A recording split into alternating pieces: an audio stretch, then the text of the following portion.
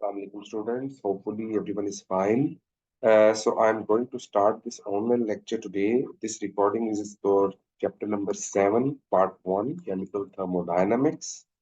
The reason for this recording is, जैसे आप जानते हैं कि it's a lockdown situation. So we are not able to continue our classes regularly in like the physical classes. But what we can do is हम online sessions करके कुछ recordings मैं आपको भेज देता हूँ ये वाली। इससे आपका चैप्टर 7 कवर हो जाएगा और रिमेनिंग भी जो चैप्टर हम रिकॉर्ड कर सकेंगे उसको जरूर रिकॉर्ड करेंगे। आई ट्राइड कि हम इसको जूम पे लाइव कर सकें, but unfortunately due to the lack of internet connections and so many students are not from Lahore, definitely they are from all around the Pakistan. So some students will face the signal issues or something like that. तो मेरा कोशिश यही है कि आप लोगों को फिर हम रिकॉर्डिंग करके इसको अपलोड कर दिया जाए ताकि आप लोगों का जो चैप्टर है वो क्लियर हो जाए, because we have to finish the syllabus in time before your pre boards. ज्यादा मुश्किल ये चैप्टर्स नहीं है, they are actually some reading based material. जहाँ कंसेप्चुअल चीज आएगी वो सारी डिटेल्स मैं आपको बताता जाऊंगा and you will get the notes in your group as well. So don't worry about it, आप जस्ट इस रिकॉर्डिंग को अच्छे से सुनिएगा। होपफुली आपका ये चैप्टर जो है ये क्लियर हो जाएगा। So we are starting with the introduction of thermochemistry. तो थर्मोकेमिस्ट्री की डेफिनेशन अगर हम देखें तो heat change in a chemical reaction, कोई भी केमिकल रिएक्शन हो रहा हो तो हीट चेंज होती है। कुछ ऑब्जर्वेबल हीट चेंजेस होती हैं, कुछ इतनी माइनर होती हैं कि उनको चेंज नोटिस नहीं किया जा सकता, but definitely with specified instrument and कुछ हम ऐसे लीस्ट काउंट जिनका बहुत अच्छा हो उन इंस्ट्रूमेंट से ये फाइंड आउट भी कर सकते हैं। जनरली हम देखते हैं कि हीट चेंज होता ही होता है।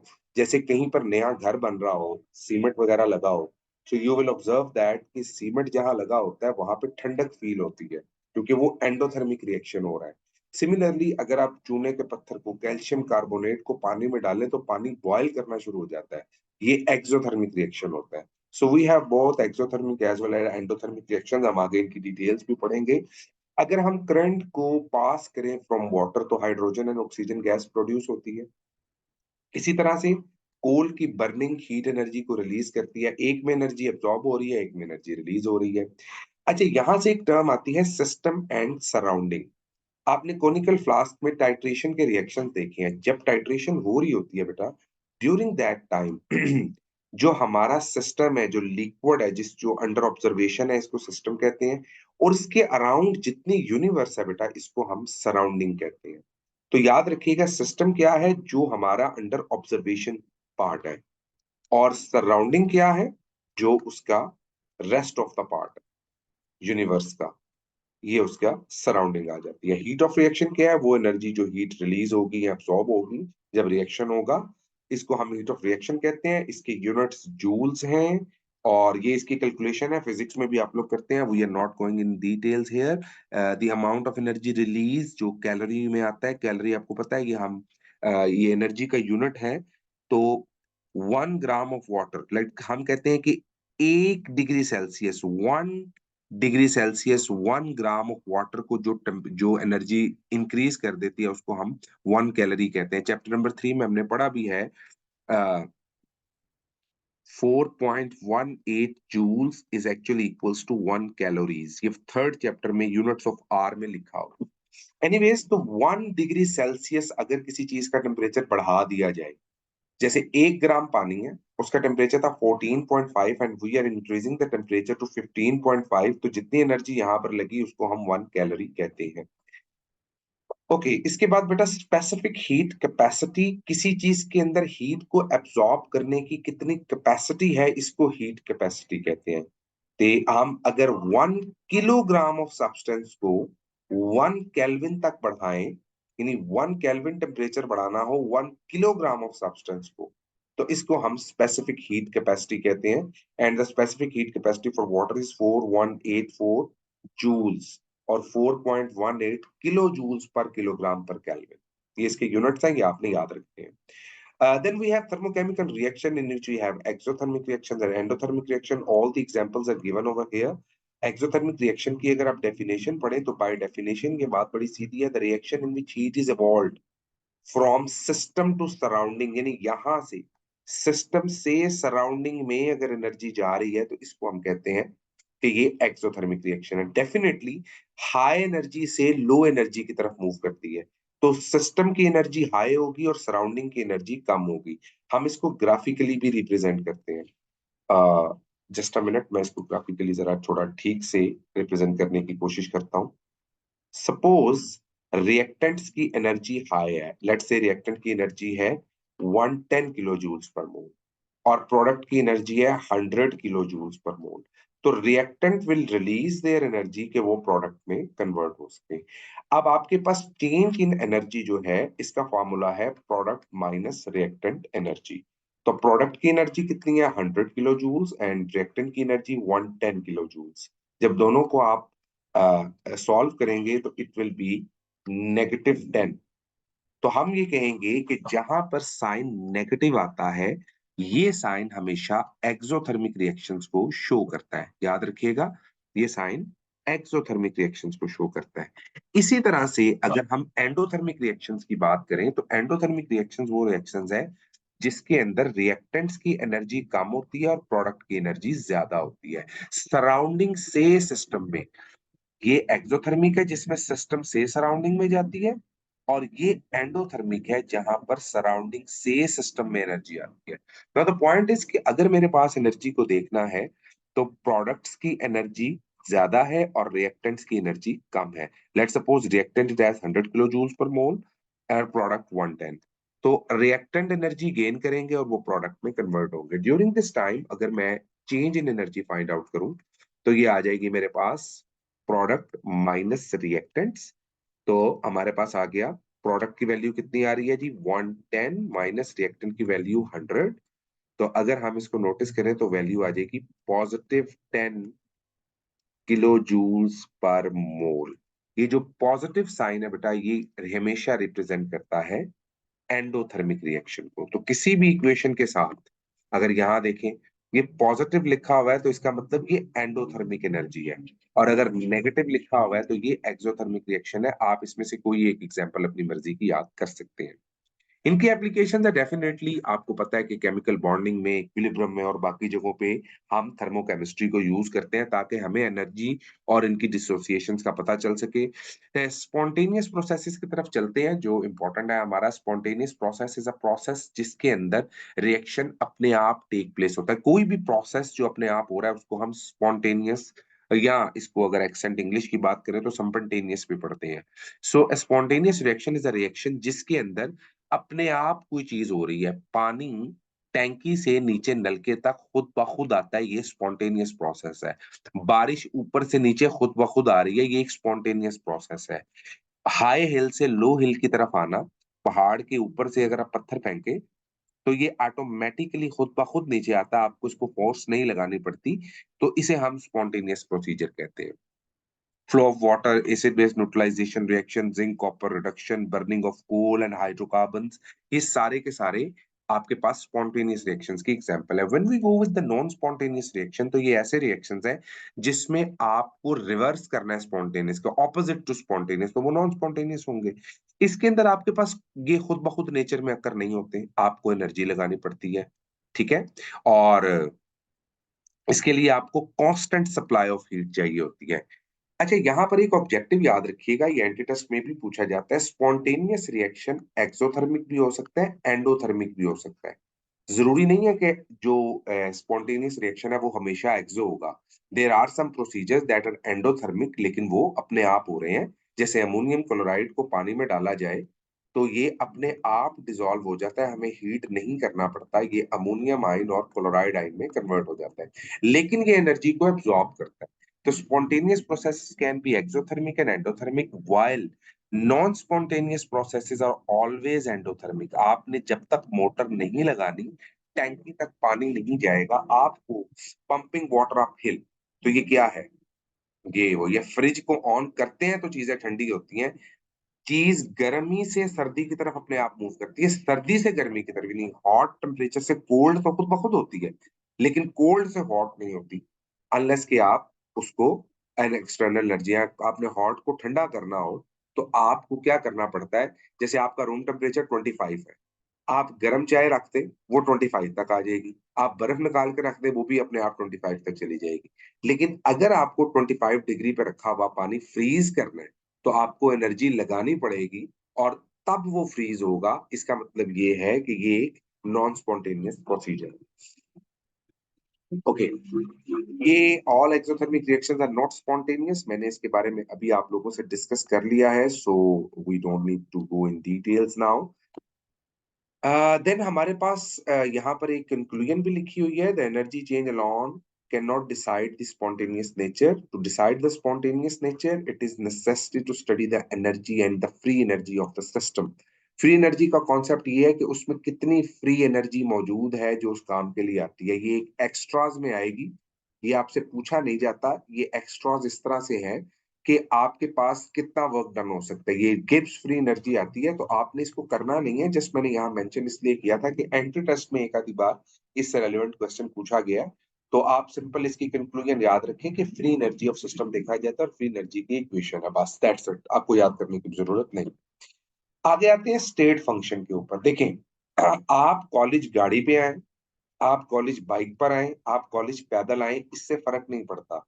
आप कॉलेज टाइम पर आ रहे हैं कि नहीं आ रहे, फर्क इससे पड़ता। तो अगर आप कॉलेज का टाइम है 8 o'clock, तो अगर आप 8 बजे आ रहे हैं, चाहे हेलीकॉप्टर लेके आ जाए, जहाज पे आ जाए, ट्रेन पे आ जाए, पैदल आ जाए, तो आपने 8 बजे तक कॉलेज पहुंचना है। इसका मतलब हमें इससे गर्ज नहीं है कि आप किस पर आए हैं। इसी तरह एक एनर्जी चेंज हो रही है, चाहे वो थर्मल है, चाहे वो रेडिएशन से चेंज हो रही है, चाहे वो फ्रिक्शन या किसी भी और वजह से चेंज हो रही है। हमें सिर्फ ये देखना है कि सिस्टम की पहले एनर्जी क्या थी और बाद में एनर्जी क्या है। ठीक है, इसे हम कहते हैं स्टेट फंक्शन।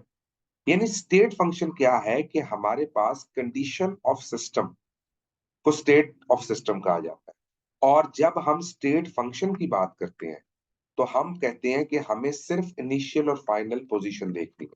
जैसे आप अपने हाथों को आपस में रगड़ेंगे तब भी गर्म हो जाएंगे, आप अपने दोनों हाथों को किसी गर्म चीज पे रखेंगे तब भी गर्म हो जाएंगे। तो चाहे आप फ्रिक्शन से एनर्जी पैदा कर रहे हैं, चाहे आप किसी गर्म चीज पे हाथ रखने से थर्मल एनर्जी से अपने हाथों को गर्म कर रहे हैं, इससे फर्क नहीं पड़ता। फर्क क्या है कि आपके हाथ का पहले टेम्परेचर क्या था, बाद में टेम्परेचर क्या, दैट्स। ये है initial and final state. Change in temperature, temperature जिसकी वजह से भी चेंज हुआ है, हमें उसकी कंडीशन से फर्क नहीं पड़ता। सिर्फ हमने देखना है पहले टेम्परेचर क्या था और बाद में टेम्परेचर क्या है, and what is the change in temperature. Similarly change in pressure and change in volume, के सारे स्टेट फंक्शन में आ जाते हैं। ये आपके पास स्टेट फंक्शन की डेफिनेशन लिखी है। It's a very important definition regarding to board point of view as well, because a number of time this was the part of your short question in exams. तो इसको आप याद रखिएगा कि the function which depends upon the initial and final states and which is independent of the path adopted। Path से फर्क नहीं पड़ता। इसके बाद बेटा हमारे पास आती है internal energy of the system. देखें, there are number of energies that are present inside a system. जैसे मॉलिक्यूल्स ट्रांसलेट भी कर रहे हैं, रोटेट भी कर रहे हैं, वाइब्रेट भी कर रहे हैं। तो जो टोटल काइनेटिक एनर्जी है वो तीनों एनर्जीज पे डिपेंड करती है कि ट्रांसलेटरी मोशन कितना है, रोटेटरी मोशन कितना है, वाइब्रेटरी मोशन कितना है। लेकिन आपको चेंज इन एनर्जी देखना होता है। इंटरनल एनर्जी का मतलब क्या है कि आपके पास सिस्टम के अंदर कितनी एनर्जी स्टोर्ड है या कितनी एनर्जी प्रेजेंट है। वो एनर्जी किसी भी वजह से हो सकती है, वो ट्रांसलेटरी, रोटेटरी, वाइब्रेटरी, तीनों मोशंस की वजह से हो सकती है। जो पोटेंशियल एनर्जी किसी सिस्टम में होती है वो उसकी intermolecular and intramolecular forces of attraction की वजह से मौजूद होती है। ये इंटर और इंट्रामॉलिक्यूलर हम पढ़ चुके हैं इन चैप्टर नंबर 4। तो इंटरमॉलिक्यूलर होती है जैसे डाइपोल डाइपोल बॉन्डिंग बॉन्डिंग है, इसके अलावा हाइड्रोजन बॉन्डिंग है। इंट्रामॉलिक्यूलर में वो बॉन्ड्स आ जाते हैं, आयनिक बॉन्ड, कोवेलेंट बॉन्ड्स। तो ये उसकी पोटेंशियल एनर्जी होती है किसी भी केमिकल स्पीशी की। इसको मेजर किया जाता है, ये स्टेट फंक्शन है। टोटल एनर्जी को मेजर किया जाता है E2 + E1। ठीक है, तो एक एनर्जी को मेजर नहीं किया जा सकता, लेकिन हम चेंज इन इंटरनल एनर्जी को मेजर जरूर कर सकते हैं। इट्स बेटर कि अगर मैं यहां लिख दूं प्लस माइनस एनर्जी, यानी change in energy is equal to E2 + E1।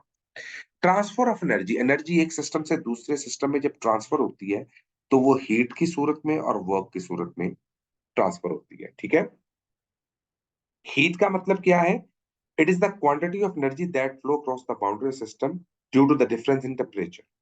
इसको क्यू से रिप्रेजेंट करते हैं। और क्यू पॉजिटिव होगा जब heat by the system absorb होगी, हीट यानी सिस्टम अपने एटमॉस्फेयर से एनर्जी लेगा, जैसे हमने पढ़ा था एंडोथर्मिक। और क्यू नेगेटिव होगा जब सिस्टम से सराउंडिंग की तरफ एनर्जी जाएगी। इसके बाद आता है वर्क डन। अब ये वर्क डन क्या है बेटा? वर्क डन में याद रखिएगा, आप जैसे जानते हैं फोर्स इनटू डिस्प्लेसमेंट, तो ये आपका वर्क डन है। ठीक है, वर्क डन स्टेट फंक्शन नहीं है, ये ऑब्जेक्टिव के तौर पे याद रखना है। आप ये नहीं कह सकते इनिशियल वर्क क्या है, फाइनल वर्क क्या है। हीट टेम्परेचर स्टेट फंक्शन है, हीट स्टेट फंक्शन नहीं है। अब ये नहीं कह सकते पहले हीट किया थी बाद में हीट किया है, नहीं। आप कहेंगे पहले टेम्परेचर ये था बाद में टेम्परेचर ये है जिसकी वजह से हीट पैदा हुई, या पहले टेम्परेचर ये था बाद में टेम्परेचर ये है इसकी वजह से ये वर्क हुआ। ये स्टेट फंक्शन नहीं है। इसमें बेटा हमारे पास सबसे पहले फर्स्ट लॉ ऑफ थर्मोडायनेमिक्स आ जाता है। और आप जानते हैं कि अगर हम वर्क को लिखेंगे, मैं थोड़ी सी कैलकुलेशन करता हूं। Work done is equals to force into distance. अब ये आपके पास एक कंटेनर है, आप देख सकते हैं। इस कंटेनर का पहले वॉल्यूम था ये, मैं इसको यहां लिख लेता हूं V1। मैंने जब इसको हीट दी तो इसके अंदर ये हाइट चेंज हुई, यानी इसका वॉल्यूम V2 पे चला गया। ठीक है, तो अब मुझे ये बताना है कि work done is equals to force into change in volume. इसके ऊपर फोर्स लग रही है ना जब इसका टेम्परेचर चेंज हो रहा है, और वो इसके वॉल्यूम को चेंज कर रहा है। जब वॉल्यूम चेंज हो रहा है तो डिस्टेंस चेंज हो रहा है। तो work done is equal to force into distance होता है। लेकिन वर्क डन को हम प्रेशर वॉल्यूम वर्क डन कैसे लिखते हैं ये भी मैं आपको बताता हूँ। फोर्स का यूनिट है, सॉरी फोर्स आपके पास आ जाएगी, फोर्स पर यूनिट एरिया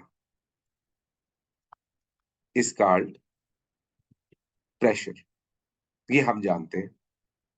और अगर मैं यहां पर फोर्स को एरिया से डिवाइड करूं तो एरिया से मल्टीप्लाई भी करना पड़ेगा, तो ये आ जाएगा एरिया इनटू डिस्टेंस। एरिया का यूनिट है मीटर स्क्वायर और डिस्टेंस का यूनिट है मीटर। जब ये दोनों आपस में मिलेंगे तो फोर्स पर यूनिट एरिया वो प्रेशर बन गया, इनटू ये बन गया वॉल्यूम। तो force per unit area is pressure, और ये आ गया वॉल्यूम डेल्टा वी। तो वर्क डन आ गया प्रेशर वॉल्यूम वर्क डन। दोबारा देखिए, वर्क डन है फोर्स इनटू डिस्टेंस के बराबर। अगर मुझे इसको प्रेशर में कन्वर्ट करना है तो एरिया से डिवाइड करना पड़ेगा, force per unit area is called pressure. लेकिन अगर एरिया से डिवाइड कर रहा हूं खुद तो मल्टीप्लाई भी एरिया से करूंगा, ताकि ओवरऑल मैथमेटिकली कोई फर्क ना पड़े। एरिया को अगर डिस्टेंस से मल्टीप्लाई किया जाए तो ये वॉल्यूम बन जाता है। तो यहाँ पे वॉल्यूम ये V1 है और ये V2 है, तो वॉल्यूम चेंज हो रहा है ना आपके पास। यहाँ पर इतना वॉल्यूम जो था वो चेंज हो रहा है आपके पास इस पिस्टन के अंदर। तो हम क्या कहेंगे, work done is equal to pressure into volume. This is known as pressure volume work done. अगर सिस्टम से यानी work done by the system negative होता है और work done on the system positive होता है, आपकी बाइक में पेट्रोल डाला और आपने बाइक चलाना शुरू कर दी, आपका सिस्टम आपके लिए वर्क डन कर रहा है, ये वर्क नेगेटिव होगा। और अगर आपकी बाइक रुक गई है, खड़ी है, और आप अपने इंजन को अपने हाथों की एनर्जी से मूव कर रहे हैं, पाओं की एनर्जी से मूव कर रहे हैं, आप work done on the system कर रहे हैं, तो ये पॉजिटिव होगा। Work done by the system negative होता है, ऑन द सिस्टम पॉजिटिव होता है। फर्स्ट लॉ ऑफ थर्मोडायनेमिक्स यही चीज एक्सप्लेन करता है कि energy can neither be created nor be destroyed. ये हमेशा अपनी फॉर्म चेंज करती है, total energy of system and surrounding हमेशा सेम रहती है, और energy of the universe constant रहेगी, सिर्फ उनकी शेप्स बदलती है। यहां देखिए, ये इसकी मैथमेटिकल फॉर्म है, delta E is equals to Q plus W. जब हमने किसी चीज को हीट किया, ये गौर कीजिएगा, जब हम किसी चीज को हीट देते हैं क्यू, तो सबसे पहले उसके अंदर इंटरनल एनर्जी चेंज होती है। उसके बाद हम देखते हैं कि क्या work done by the system हुआ तो negative, work done on the system हुआ तो पॉजिटिव। यानी किसी भी चीज को हीट दें तो सबसे पहले उसकी इंटरनल एनर्जी इंक्रीज करती है। अगर आप इसकी मिसाल देखें, आपने बाइक को स्टार्ट किया, बाइक को स्टार्ट करते ही नहीं चला देते, थोड़ी देर तक आप रेस दबा के रखते हैं ताकि उसकी इंटरनल एनर्जी इंक्रीज करे। गाड़ियों में भी ऐसे ही होता है, स्टार्ट करते ही गाड़ी नहीं चला देते, बल्कि स्टार्ट करके एक आधे मिनट के लिए उसको छोड़ देते हैं ताकि internal energy of the system बढ़े। उसके बाद आप वर्क डन करते हैं।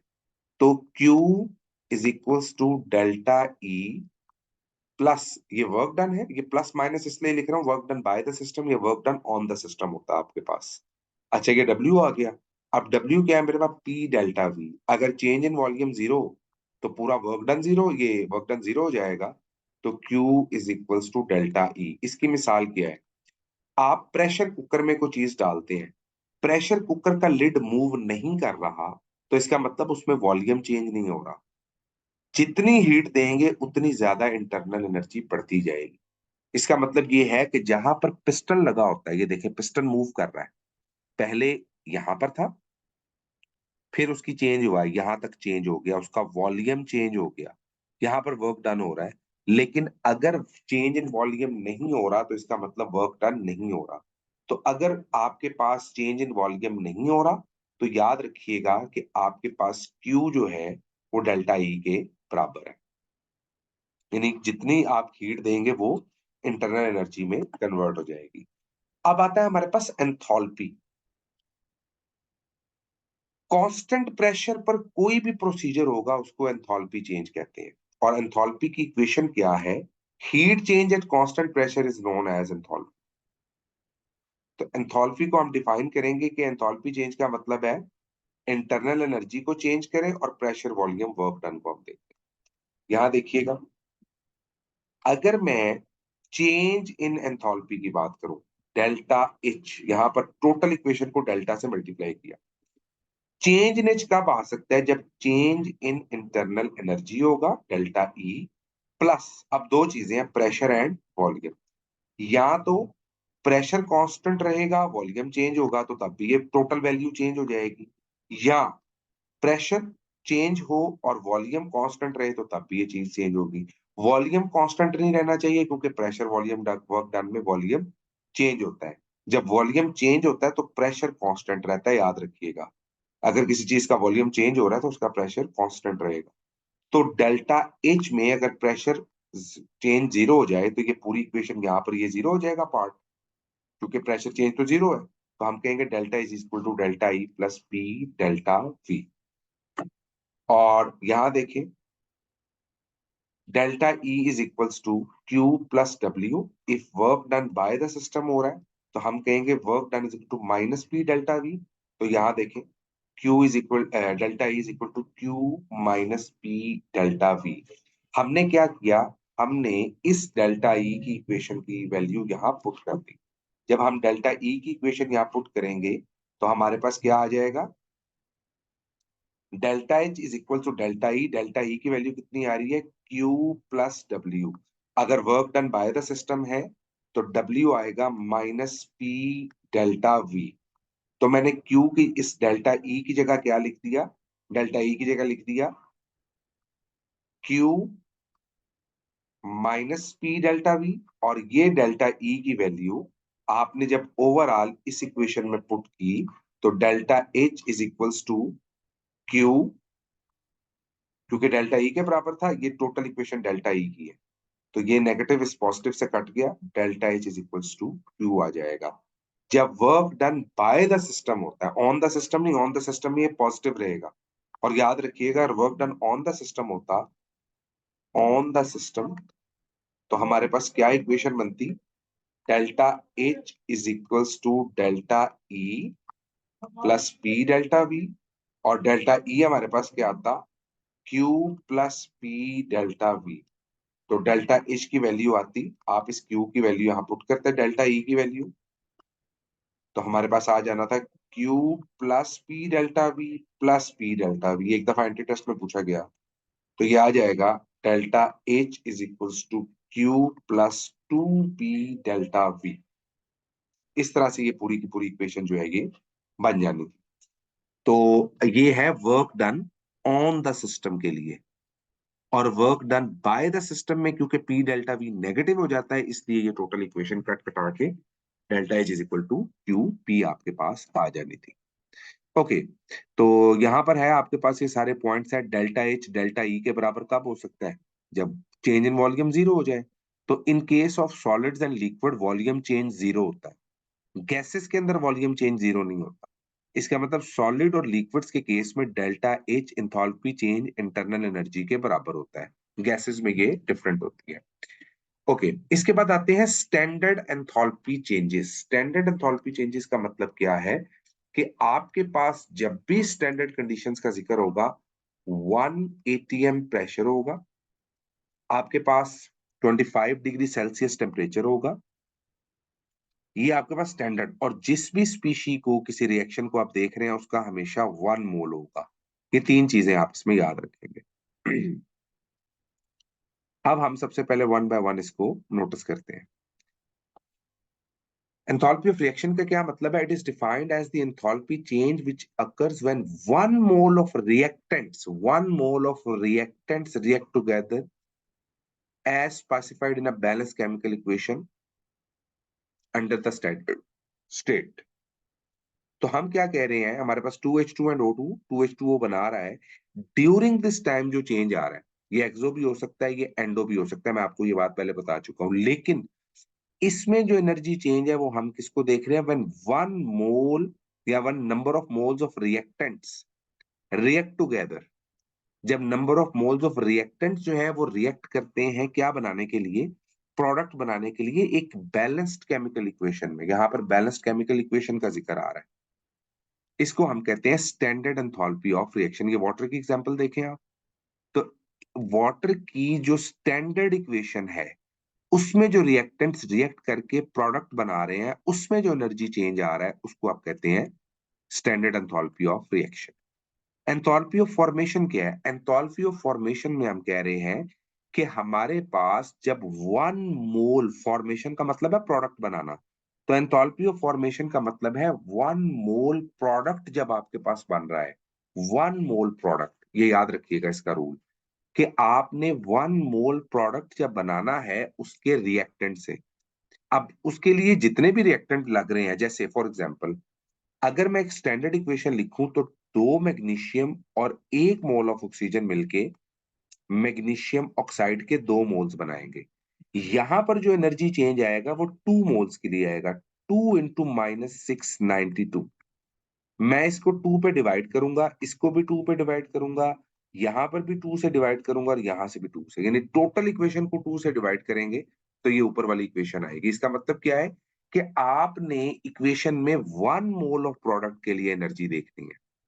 तो एंथैल्पी ऑफ फॉर्मेशन का मतलब क्या है? 1 मोल ऑफ प्रोडक्ट जब आपके पास बनेगा, इसको हम कहते हैं स्टैंडर्ड एंथैल्पी ऑफ फॉर्मेशन। इसके बाद देखें एंथैल्पी ऑफ एटॉमाइजेशन। एटॉमाइजेशन का मतलब होता है ब्रेक करना इनटू रिएक्टेंट्स। आप 1 मोल को, यानी 1 मोल रिएक्ट जो एटम्स बनाएंगे, 1 मोल गैसियस एटम बनाएंगे। मिसाल के तौर पे अगर मैं H2 को ब्रेक करता तो इसमें 2 मोल्स हाइड्रोजन एटम आते हैं। आपने half mole of hydrogen molecule को ब्रेक किया, इसमें 1 मोल ऑफ हाइड्रोजन एटम्स बने। तो आपके पास वो एनर्जी जो 1 मोल ऑफ गैसियस एटम बनाएगी एट स्टैंडर्ड कंडीशन, उसको कहेंगे एंथैल्पी ऑफ एटॉमाइजेशन।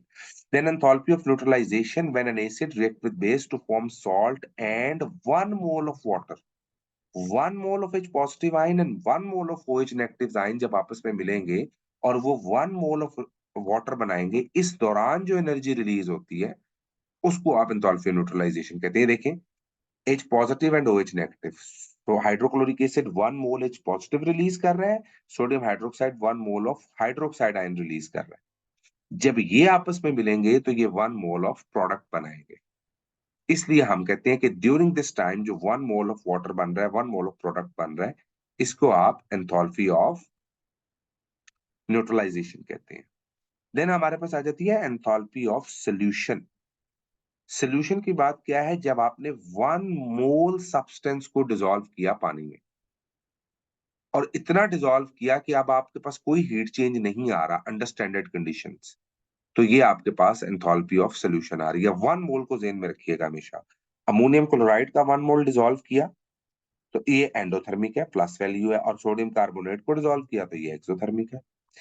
इसके बाद आती है बेटा enthalpy of combustion. Enthalpy of combustion का मतलब क्या है कि आपके पास हीट एब्जॉर्ब और evolved when 1 mole of substance is completely burned in excess of oxygen।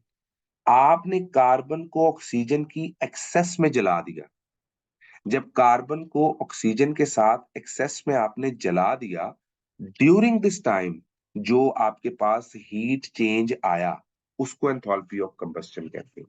यानी एंथैल्पी ऑफ कंबस्शन का मतलब क्या है? 1 मोल ऑफ सब्सटेंस को कंप्लीटली बर्न कर दे ऑक्सीजन की एक्सेस में, इसे हम नाम देते हैं एंथैल्पी ऑफ कंबस्शन का। ये याद रखिएगा कि आपने 1 मोल सब्सटेंस को बर्न करना है ड्यूरिंग दिस टाइम। ये देखें ना, 1 मोल ऑफ ग्लूकोज है।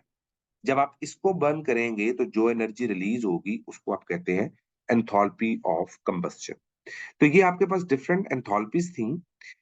एंथैल्पीज को मेजर करने के लिए आपके पास आती हैं कुछ, एक glass calorimeter and bomb calorimeter. ये 2 इंस्ट्रूमेंट होते हैं आपके पास। अब ग्लास कैलोरीमीटर और बॉम्ब कैलोरीमीटर ये दोनों बोर्ड में कई बार एज अ लॉन्ग क्वेश्चन पूछे गए हैं। पेयरिंग स्कीम में देख लें आप लोग। अगर ये लॉन्ग क्वेश्चन में आते हैं तो आप बिल्कुल इसको देखिएगा। ग्लास कैलोरीमीटर में हम क्या करते हैं, हमारे पास कैलोरी कहते हैं जो एनर्जी का यूनिट है, और मीटर का मतलब मेजरमेंट। तो कैलोरी मेजरमेंट, इसमें हम क्या करते हैं, एक ऑर्डिनरी ग्लास कैलोरीमीटर जिसके अंदर आपके पास एक ग्लास की एक बीकर टाइप चीज होती है, बीकर टाइप उसमें मौजूद है, और उसकी साइडों पे यहाँ पर उन्होंने वूल लगाई होती है। इस वूल का मकसद क्या है कि आपके पास इंसुलेशन प्रोवाइड की जाए, ना हीट अंदर आए ना अंदर से बाहर जाए। इसके अंदर ये स्टिरर है और ये थर्मामीटर है। जिसको भी आपने रिएक्ट करवाना होता है, इसके ऊपर एक लिड होता है। आप लिड को उठाते हैं, उन दोनों चीजों को मिक्स करते हैं, स्टिरर की मदद से इसको हिलाते रहते हैं और टेम्परेचर थर्मामीटर पे चेंज देखते हैं। ये इसकी वर्किंग है। इसके हम कैलकुलेशन कैसे करते हैं, कितना मैस ऐड किया आपने, आपके पास वाटर में क्योंकि रिएक्शन हो रहा है, जैसे मैं इसके अंदर HCl और NaOH डाल दूं, hydrochloric acid and sodium hydroxide, ये आपका प्रैक्टिकल भी है, और उसके लिए हम कॉपर कैलोरीमीटर यूज करते हैं। पार्ट 1 में ये प्रैक्टिकल आता है। एनीवेज, तो जब मैंने यहाँ पर ऐड किया मैस, स्पेसिफिक मैस जितना हमारे पास आ रहा है वो आप उसको वेट बैलेंस पे मेजर करते हैं पहले। उसके बाद specific heat of water constant होती है, ये कांस्टेंट वैल्यू होती है, और आपने चेंज इन टेम्परेचर देखना होता है। तो जब आप ये वैल्यू यहाँ पुट करते हैं तो आपके पास क्यू निकल आता है, हीट चेंज। और हीट चेंज जो आपके पास आ रहा होता है, ये इक्वेशन वहां लिखना जरूरी है। आपने बताना है Q is equal to MS delta T, और चेंज इन टेम्परेचर आप थर्मामीटर से मेजर कर लेते हैं। इस तरह से आप हीट चेंज किसी भी चीज का निकाल सकते हैं। इसके बाद आती है हीट कैपेसिटी, C। ये मैं भी आपको इसके बारे में बताता हूँ कि स्पेसिफिक हीट ऑफ वाटर की हीट कैपेसिटी जो हमने निकालनी है उसका तरीका क्या है। ये यूज होती है बॉम्ब कैलोरीमीटर के अंदर। बॉम्ब कैलोरीमीटर ग्लास कैलोरीमीटर से ज्यादा अच्छा इंस्ट्रूमेंट होता है। इसमें एक सिलेंड्रिकल स्टील वेसल होती है, यहाँ गौर करें। ये एक सिलेंड्रिकल स्टील वेसल है, आपके सामने जो पिक्चर बनी हुई है, जिसके अंदर आप यहाँ पर उस चीज को पूरी तरह से बर्न कर देते हैं, जला देते हैं। जलाने के बाद इसके यहाँ पर सारी ऑक्सीजन होती है, और यहाँ पर प्रेशराइज ऑक्सीजन भरी होती है ताकि सारी के सारा जो चीज है वो अच्छी तरह जल जाए। और यहाँ पर वाटर मौजूद होता है, इसके यहाँ पर ये सराउंडिंग जो है ना, ये सारी ये वाटर में डिप होती है, और यहाँ पर स्टिरर की मदद से इसको हिलाया जाता है ताकि जो हीट है वो पानी के अंदर फैलती जाए यहाँ से निकल के, और थर्मामीटर पे चेंज इन जो टेम्परेचर है वो मेजर हो सके। तो हम क्या करते हैं यहाँ पर, इस जो बॉम्ब कैलोरीमीटर है उसमें हम ये वाली इक्वेशन यूज करते हैं, Q is equals to C into delta T। अब आपने यहाँ पर चेंज इन टेम्परेचर निकालना हो, और C क्या है, आपके पास specific heat constant of water, इसकी वैल्यू ये भी कांस्टेंट होता है आपके पास। तो यहां पर अगर आपने मेजर करना हो तो आप सी को यूज करेंगे। यहां पर यूज करना तो आप एस को मेजर करेंगे। ठीक है, तो ये आपके पास दोनों का फर्क है। इक्वेशन ग्लास कैलोरीमीटर की इक्वेशन है एम एस डेल्टा टी, और बॉम्ब कैलोरीमीटर की इक्वेशन है C into delta T, heat capacity. Okay, तो यहां तक आपके पास बॉम्ब कैलोरीमीटर आ जाता है। ठीक हो गया। इन दोनों को आप पढ़िएगा, बुक के अंदर ये अच्छा लिखा हुआ है, आप बुक से भी डायरेक्टली इसको पढ़ सकते हैं। ओके, अब हमारा लॉ जो है, दिस इज हेसेस लॉ। अच्छा, हेसेस लॉ आपके सामने आपको नजर आ रहा है स्क्रीन के ऊपर। मैं हेसेस लॉ को करवाने से पहले कुछ इसकी बेसिक एक डेफिनेशन आपके सामने रखूंगा कि हेसेस लॉ असल में है क्या। देखिए, हेसेस लॉ का मतलब है कि एक रिएक्शन अगर सेवरल रूट से हो रहा है, मुख्तलिफ रूट्स के जरिए एक रिएक्शन हो रहा है, हम कहेंगे total energy is equals to sum of all the energy. Total energy जो है, ओवरऑल एनर्जी जो है, वो इस चीज पे डिपेंड नहीं करती कि वो किस रूट से आ रही है। बस total energy is equal to sum of all the energies, ये याद रखिएगा। If a chemical change takes place by several different routes, the overall energy change is same regardless of the route by which the chemical change occurs, provided by the initial and final conditions are same। अब इसको हम directly exemplify करते हैं और से हम understand करते हैं कि हमारे पास इसमें एक्चुअल मीनिंग क्या है। अगर मैं कहूं कि हमारे पास जो हीट चेंज आ रहा है, जैसे हम बात करते हैं फॉर्मेशन ऑफ सोडियम कार्बोनेट। अगर हमें सोडियम कार्बोनेट को फॉर्मेशन करनी है, ये गौर करें इस एग्जाम्पल के ऊपर, ये भी आपके सामने यहाँ आ जाएगी। हीट ऑफ फॉर्मेशन देखते हैं हम, ये गौर करें। आपने सोडियम कार्बोनेट की फॉर्मेशन करनी है, so what you need to do is आप सोडियम कार्बोनेट लें और उसको सोडियम कार्बोनेट बनाने के लिए, सॉरी, आप क्या करेंगे, सोडियम हाइड्रोक्साइड और कार्बन डाइऑक्साइड को आपस में मिला देंगे। ये बैलेंस केमिकल इक्वेशन में आपके पास वाटर मॉलिक्यूल बन जाएगा। अब इस रिएक्शन के दो स्टेप्स हैं। पहले स्टेप में जो दो सोडियम हाइड्रोक्साइड के मॉलिक्यूल्स हैं, ये देखें, Na Na, ठीक है, और इसके साथ आपके पास आया ऑक्सीजन, हाइड्रोजन। Na दो बार लिखा, ऑक्सीजन भी दो बार लिखा, हाइड्रोजन भी दो बार लिखा, और इसको हम मिला रहे हैं कार्बन डाइऑक्साइड के साथ।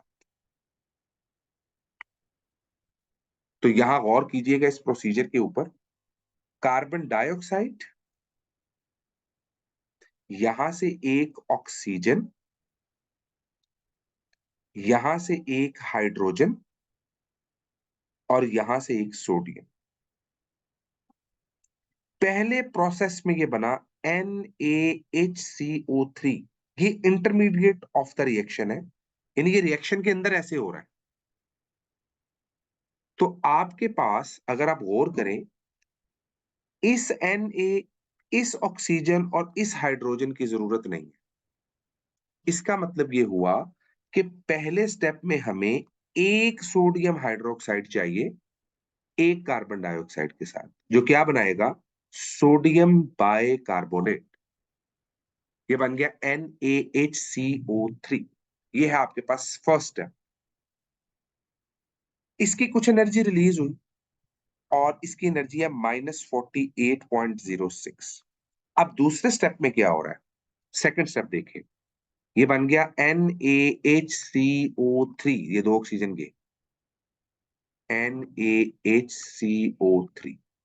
अब NaHCO3 में आपने दोबारा NaOH ऐड किया, ये देखिए सेकंड स्टेप में यहां पर NaHCO3 में आपने दोबारा सोडियम हाइड्रोक्साइड ऐड किया। अब ये क्योंकि रिएक्शन के अंदर ही ये सारा कुछ हो रहा है, इसे इंटरमीडिएट ऑफ द रिएक्शन कहते हैं। अब आप देखेंगे तो ये वाला सोडियम, ये वाला सोडियम, Na2, और यहां से CO2, और ये ऑक्सीजन, ये क्या बन गया, Na2CO3 और रिमेनिंग जो पोर्शन आपके पास बचा था ये वाला, ये कन्वर्ट हो गया वाटर में। यहां देखें, इसका मतलब पहले स्टेप में एक सोडियम हाइड्रोक्साइड कार्बन डाइऑक्साइड से मिला, सोडियम बाइकार्बोनेट बना, उस वक्त एनर्जी निकली -48.6। और सोडियम बाइकार्बोनेट जब NaOH से मिला तो तब आपके पास जो एनर्जी रिलीज हुई वो है -41.02। और अगर आप इसका डायरेक्ट रिएक्शन करवाएं तो ये एनर्जी जी आपके पास दोस्तों डायरेक्ट रिएक्शन की एनर्जी आ रही है -89.08। ये डायरेक्ट एनर्जी है। तो direct energy, total energy is equals to sum of all the energies होना चाहिए। तो आप देख लें, आपने दोनों एनर्जीज को मिक्स किया तो आपके पास दोनों एनर्जीज बराबर आई। तो हेसेस लॉ कहता है कि आप चाहे कोई चीज डायरेक्ट बना रहे हैं या उसको डिफरेंट स्टेप से बना रहे हैं, ओवरऑल एनर्जी जो होगी वो सेम रहेगी। यहां पर एक बड़ा इंपॉर्टेंट टॉपिक आता है जिसे नाम देते हैं बोर्न हाइबर साइकिल। ठीक है, ये जो साइकिल है बेटा ये बहुत ज्यादा इंपॉर्टेंट है और ये आपके पास यूज होता है स्पेशली लैटिस एनर्जी की कैलकुलेशन के लिए। मैं जरा थोड़ी सी आपको इसकी डिटेल पहले बता दूं, बोर्न हाइपर साइकिल है क्या। बोर्न हाइपर साइकिल,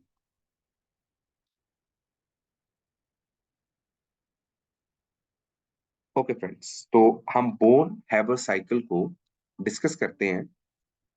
मुश्किल नहीं है, आसान है, जस्ट हमें थोड़ा सा इसको फोकस करते हैं। ओके, तो बोर्न हाइपर साइकिल में हो क्या रहा है।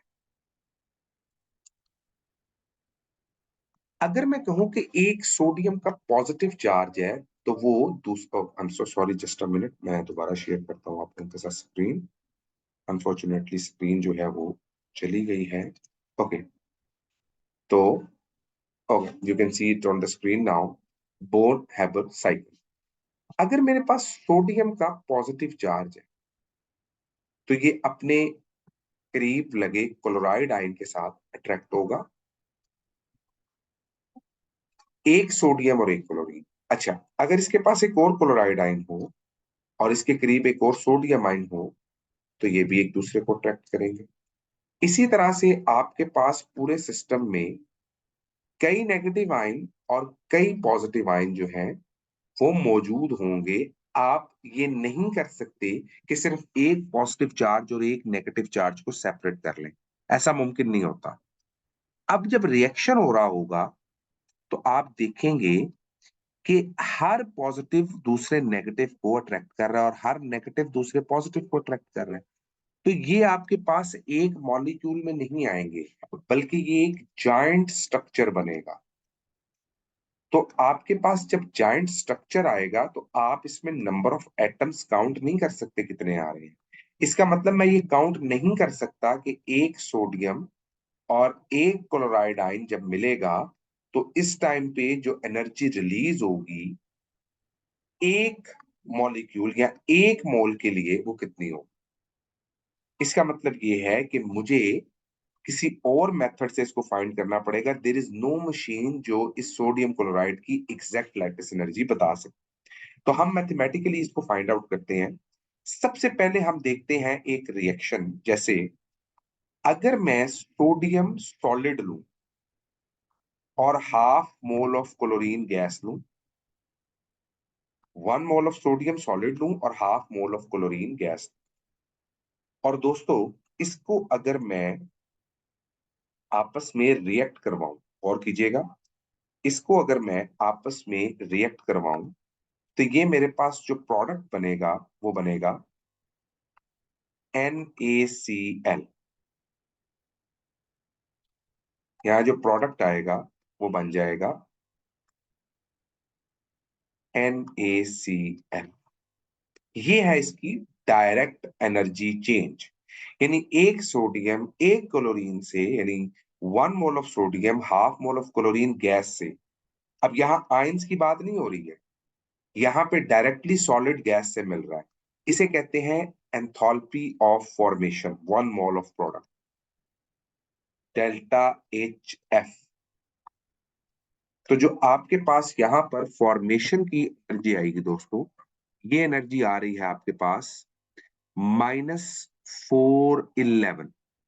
ठीक है, ये आप लोग याद रखेंगे। हमारे पास एनर्जी आ गई -411 किलो जूल्स पर मोल। ये आपके पास एनर्जी आ। अब इसका दूसरा तरीका क्या है? एक तो ये डायरेक्ट रूट है, एक इनडायरेक्ट रूट क्या है कि मैं सबसे पहले सोडियम को हीट करूं। जब मैं सोडियम को हीट करूंगा तो सोडियम सॉलिड से गैस में चला जाएगा, सोडियम एटोमाइज हो जाएगा। मैंने यहां लिख लिया Na गैस। अब जब ये सोडियम गैस में कन्वर्ट हो जाएगा तो ड्यूरिंग दिस प्रोसेस आपके पास जो चेंज ऑफ एनर्जी आएगा, इसे कहेंगे delta H atomization of sodium. कि हमने सोडियम को एटोमाइज किया और एटोमाइजेशन एनर्जी ऑफ सोडियम आती है +107 किलो जूल्स पर मोल। इसी तरह से ये क्लोरीन गैस को अगर मैं क्लोरीन एटम्स में कन्वर्ट करूं तो during this time atomization energy of chlorine है, ये आती है दोस्तों 121 kilo joules per mole. Delta H atomization of chlorine आती है 121 किलो जूल्स पर मोल। ये पॉजिटिव है क्योंकि ये एंडोथर्मिक है। एटोमाइजेशन एनर्जी हमेशा एंडोथर्मिक होती है, याद रखिएगा, मैंने पहले भी आपको बताया। क्लोरीन एटम्स बन गए। अब अगर मैं सोडियम को मजीद एनर्जी प्रोवाइड करूं तो जो सोडियम है ये आयोनाइज हो जाएगा, यानी सोडियम कन्वर्ट हो जाएगा सोडियम आयन के अंदर। यानी अब मैंने क्या किया, अब मैंने सोडियम को आयोनाइज करवाया, इसे कहेंगे delta H ionization of sodium. जब सोडियम को आयोनाइज करवाया यानी मेरे पास जो सोडियम का एटम था उसमें से इलेक्ट्रॉन निकल गया, ये सोडियम आयन बन गया। ड्यूरिंग दिस टाइम जो एनर्जी रिलीज हुई, हाँ, ये आ गई मेरे पास। आपके बुक के लिटरेचर के अकॉर्डिंग अगर आप देखेंगे, let me just confirm the value, 496 kilo joule per mole. ये आपके पास आ गई आयोनाइजेशन एनर्जी ऑफ सोडियम। इसी तरह से मुझे यहां पर मिल गया सोडियम आयन। सोडियम सॉलिड से गैस बना, गैस से बन गया सोडियम आयन। अब जो क्लोरीन था यहां पर, इस क्लोरीन ने, मिनट में,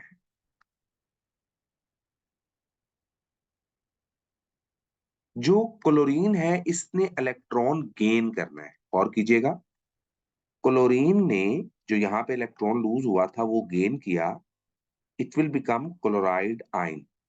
इस एनर्जी को हम कहते हैं delta H electron affinity of chlorine.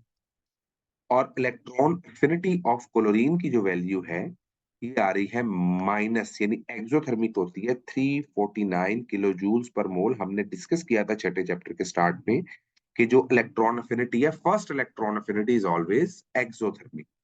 ठीक है, और ये बन गया मेरे पास chloride negative ion, Cl negative ion. अब दो आयन आ गए मेरे पास, एक सोडियम आयन आ गया और एक क्लोराइड आयन आ गया। अब आप मुझे ये बताइए सोच के कि जब सोडियम आयन और क्लोराइड आयन आपस में मिलेंगे तो ये दोनों मिलकर क्या बनाएंगे? सोडियम आयन और क्लोराइड आयन जो यहां पर फॉर्मेशन हुई है, अगर इनको आपस में मिलाया जाए, 1 मोल ऑफ सोडियम आयन को और 1 मोल ऑफ क्लोराइड आयन को, तो ये 1 मोल ऑफ सोडियम क्लोराइड बनाएंगे। ड्यूरिंग दिस टाइम आपके पास जो एनर्जी आएगी उसे कहेंगे लैटिस एनर्जी। अब इस पूरे साइकिल आपके सामने है, एनर्जी वैल्यूज आपके सामने है। अब हम इस पूरे साइकिल की एनर्जीज को कैलकुलेट करते हैं। आपके पास जो बोन हाइपर साइकिल है वो इस तरह का एक पूरी एनर्जी कैलकुलेशन आपको देता है। मैं इसको जरा थोड़ा एडजस्ट कर लूं ताकि फिर इसकी एनर्जी वैल्यू निकालते हुए हमें प्रॉब्लम ना हो। ओके, तो हमारे पास टोटल एनर्जी है, डायरेक्ट एनर्जी, ये वाली जो डेल्टा एच फॉर्मेशन थी। तो delta H formation is equals to, सबसे पहले आपने एटॉमाइजेशन की सोडियम की, फिर आपने एटॉमाइजेशन की क्लोरीन की, फिर आपने आयोनाइज किया सोडियम को, आयोनाइजेशन एनर्जी, फिर आपने इलेक्ट्रॉन एफिनिटी देखी ऑफ क्लोरीन, और लास्ट की एनर्जी थी आपके पास डेल्टा एच लैटिस एनर्जी। मैं यहाँ पे इसका कलर चेंज कर देता हूँ सारों का, ताकि हमें याद रहे कि हमने इसमें से फाइंड क्या करना है। ओके, अब देखें, इन वैल्यूज को पुट करते हैं। फॉर्मेशन एनर्जी कितनी आ रही है, -411 किलो जूल्स पर मोल, सारी यूनिट है, is equal to atomization of sodium कितनी है, +107। एटॉमाइजेशन ऑफ क्लोरीन कितनी है, 121। ओके, ये पॉजिटिव का साइन मैं नहीं लगा रहा, रिमूव कर रहा हूं, तो आपको याद रहे जो पॉजिटिव का मतलब एक्सोथर्मिक ही है, सॉरी एंडोथर्मिक है। आयोनाइजेशन एनर्जी 496, और यहां पर जो इलेक्ट्रॉन एफिनिटी थी उसकी वैल्यू थी -349, तो इसको मैं ब्रैकेट में लिख देता हूं, -349 plus delta H lattice energy.